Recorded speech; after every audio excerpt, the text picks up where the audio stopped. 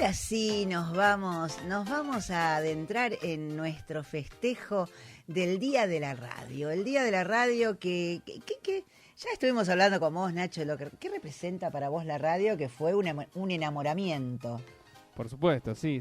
Creo que igualmente le pasa a cualquiera que una vez que le pica el bichito y el amor por la radio, después no se lo puede sacar nunca más. Me pasa de ver acá, estamos con Radio Monk desde el 2016 y ha pasado gente que capaz estuvo al principio y de golpe por alguna u otra razón hace capaz que 4 o 5 años que no hacen radio y de golpe vuelven y dicen cómo extraño el micrófono, claro, cómo extraño el aire, cómo extraño hacer radio, y es así, la gente que amamos la radio no podemos estar sin hacerla, sin vivirla. Y vos sabés que no necesariamente, bueno, lo estamos viendo en los medios, no tenés que ser ni locutor, ni tener si bien obvio que lo ideal y lo que corresponde es que tengas una formación, digamos, de cómo manejarte en un medio, pero hay tantas inquietudes de gente que se ha volcado a las artes, que se ha volcado ahora sobre todo con el auge de las radios online, ¿no? En estos nuevos formatos que pueden, digamos, canalizar otro tipo de cosas sin ser profesionales del medio. Sí, totalmente, con formatos nuevos también que van apareciendo, el formato del podcast, que no deja de ser una derivación también de es la radio que se renueva. Son personas hablando a un micrófono, digamos, es radio. Exactamente, el podcast es radio, señores, por más que me lo quieran discutir algunos. No, es radio, porque un audiolibro, si bien se genera, ¿dónde se genera? En un estudio, en un ambiente radial. ¿Me entendés? Y cumple creo que la esencia principal, que es alguien a través de un micrófono hablándole a miles y a las personas y a quien quiera escuchar. Creo que eso es la esencia de la radio, ¿no? Esa intimidad de que ya sea un podcast, ya sea un vivo, ya sea un audiolibro, sea lo que sea, digamos, es alguien que te está hablando al oído, ¿no? Que te está hablando ahí para vos, esté donde estés y habiéndolo grabado en el momento que lo haya grabado o en vivo o lo que sea. Creo que es la esencia esa principal de esto. Bueno, sobre todo ahí rescatamos lo importante, ¿no? Que cuando estamos delante de este micrófono, aún hablando contigo, el saber que hay unos otros, con el debido respeto, como se merecen ser tratados y que nos escuchen, yo siempre digo desde el buen decir, no es un dicho mío. Pero vos sabés que antes, si nos vamos allá a los años 20, después de Los Locos de la Azotea, cuando recién empezaba todo esto, se le decía speaker a la persona, no conductor, sino que él pasaba los avisos, anunciaba los temas musicales, hacía el enganche entre uno y otro, anunciaba el programa, una cosa más formal que un poco eran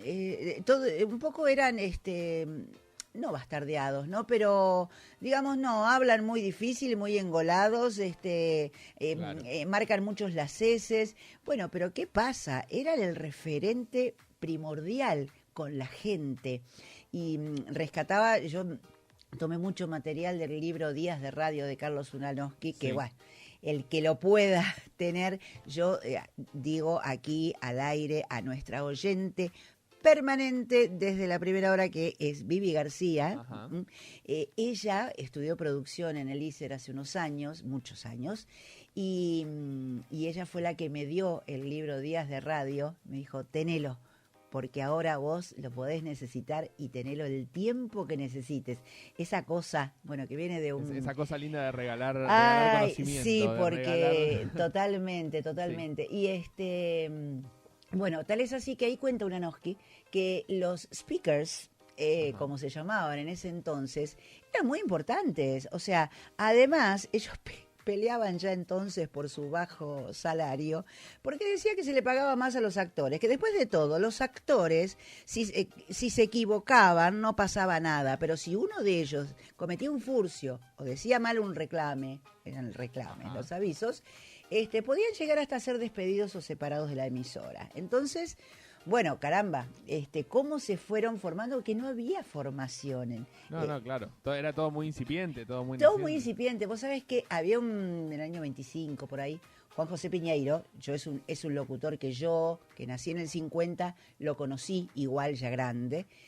Y el hombre, para ser aprobado en el ingreso de una de las radios, tenía que hacer una prueba de trabalenguas en la que ganó el concurso porque logró decir 150 palabras por minuto. 150 palabras por minuto en trabalenguas. Y muy, muy, muy. Y en la radio hay anécdotas. ¿Vos tenés anécdotas de radio? Tengo miles, tantas creo que viste que después empiezan a parar y se hacen como una bola enorme de anécdotas. Yo creo que voy a contar una ahí como desnudar un poco el tras bambalinas de la radio, ¿no? Que es toda esta parte de acá, que muchas veces no se ve. Claro. Con acá me refiero a la operación técnica. A la operación técnica. Y cómo a veces un botón, un simple botón puede cambiarte todo. ¿Cómo? ¿Sabes las anécdotas que hay de eso? Puede cambiarte la vida y nos ha pasado, por ejemplo, recuerdo, y no voy a dar nombres porque no vamos a ensuciar el nombre de nadie, pero nos ha pasado, por ejemplo, de estar haciendo un programa todo entero, el programa hermoso, todo salió lindísimo, qué sé yo, cuando vamos a ver, no estábamos transmitiendo el programa. ¡Ay, por Dios! Me quiero morir. Estaba saliendo solamente música, que estaba saliendo desde otro lugar.